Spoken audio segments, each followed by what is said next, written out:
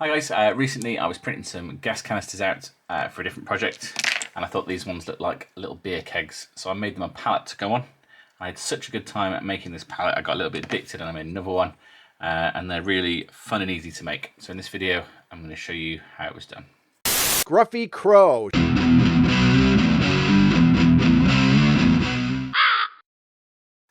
Okay, so for the first one, I just kind of eyeballed it, but we'll take some measurements.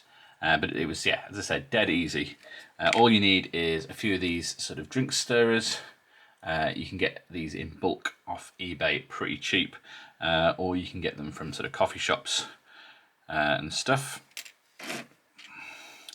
I used a pair of snips. That's pretty much the only cutting tool I used, and I needed a little needle file to finish them off. I'm going to start by measuring this one. As I said, I kind of eyeballed it. Oh, but there we go. It's 3 centimeters by 3 centimeters. It is a little bit large and kind of out of scale. If we took it next to a sort of human-sized model, it's possibly a little bit tall. Probably should only be sort of chest height. But I think it's kind of in scale. The size of it's kind of in scale with the sides of the sticks. So everything in Wargames is a bit oversized. I said it looks sort of readable and fine. When you sort of put it next to a thing like that, you don't instantly think, oh, that's too big. So we'll use that again, that measurement, and we'll make this one the same size. So I'm just going to measure the first length.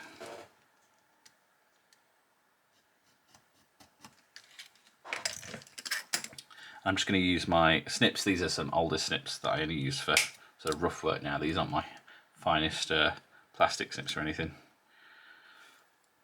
I'm just going to line up this piece and use that as the guide now, as the template.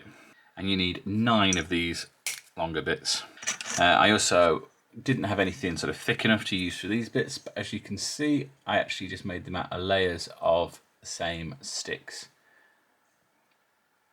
And actually, if you look at the way some pallets are created, that's actually how they do it as well. They're just little stacks of squares that have been crudely nailed together. So that's easy enough to do. And all I do, I don't even measure these. I'm just sort of trying to get it roughly square. And you'll need 18 of these, I guess, because we've got 6 stacks of 3.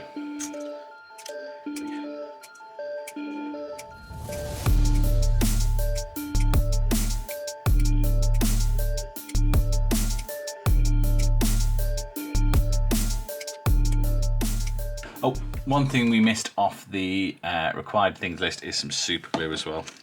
You could use wood glue and it'd certainly work and they'd be nice and solid, but it'd take a lot longer to put them together, I think.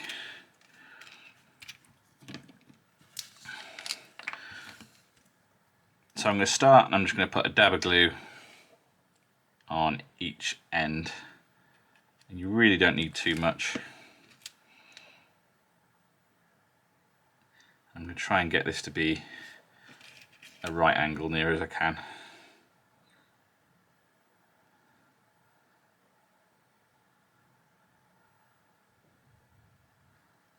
And then put one on the other end as well.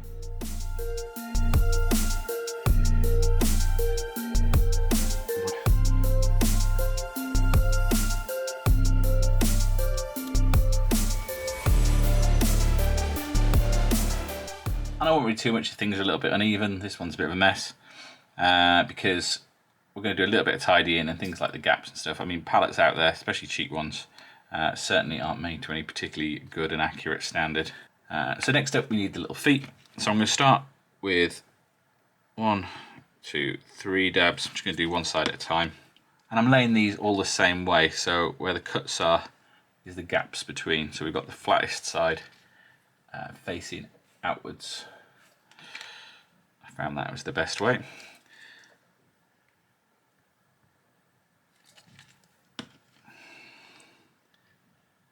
And the second layer. If you've got a slightly long piece like this one, I'm just going to leave that overhanging the edge. We can trim that later. There we go. And then I'm going to do the same on the other side. So another 3 stacks of 3. And then it's just a case of joining them together.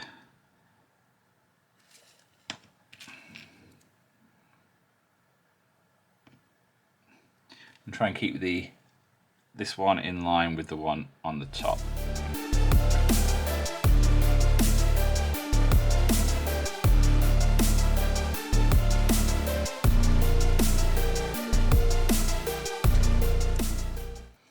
There we go, there's the 3 bottom ones. And that means the way it's constructed, I think is pretty accurate for how pallets are built. And it means you can get the forks in, you can essentially even scrape them along the floor if you need to. And then you can pick up your pallet and put that down. And it means that when your forks are in, you're across these 2 cross beams, so you don't pull the pallet apart. If you manage to get a fork in this way, all of those top boards peel off and things go horribly wrong. But anyway, that glue doesn't take too long to dry. So first thing I'm going to do is I'm going to get the snips again, just get any big obvious bits.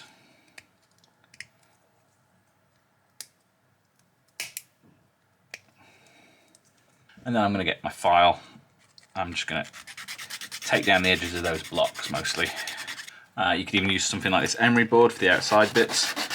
Get the whole side in one go.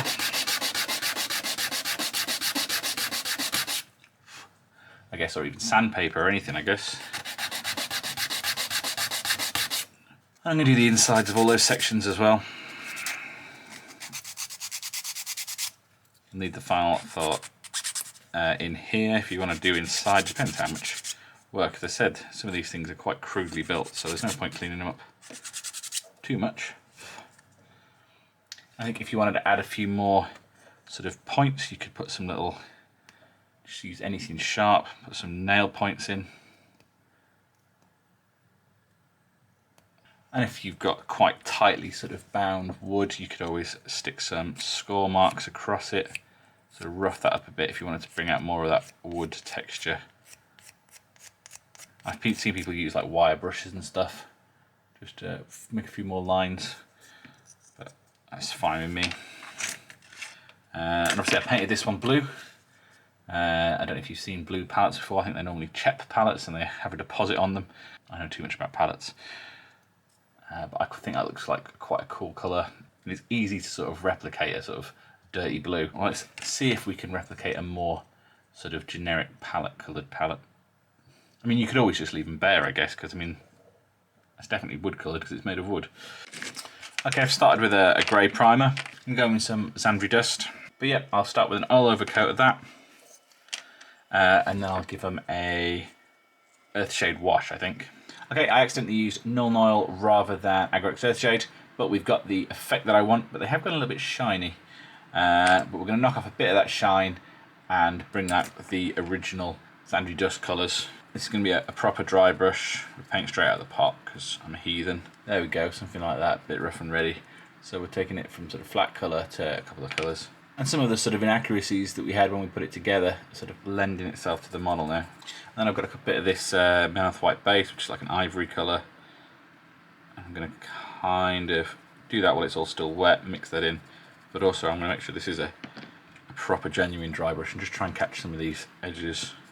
So I think they're looking pretty cool at the moment. I think they're looking like viable terrain. And you could probably just put them on the tabletop like that. Just stack them around, use them as sort of rough terrain, or add them to sort of barricades or something like that. And the thing, cool thing about these is I think they probably work quite well for sort of semi-futuristic stuff, definitely post-apocalyptic stuff. I think you could probably get away with using them in sort of World War II stuff and steampunk, and I think, yeah, the humble palette could probably fit in quite a few places. So one of the many things you can use these palettes for, as I said, is building these little sort of almost diorama, scenery type pieces.